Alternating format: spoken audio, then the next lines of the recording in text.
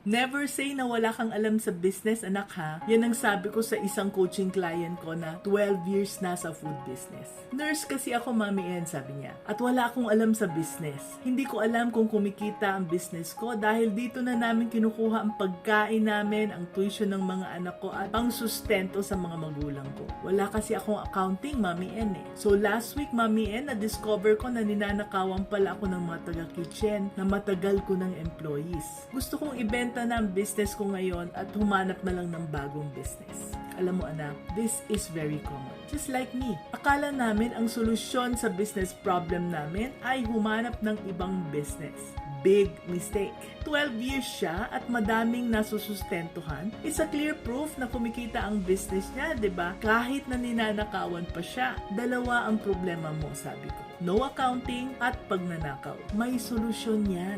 Alam mo, gamay mo na ang business mo. Kumbaga, parang nasa high school ka na, grade 12.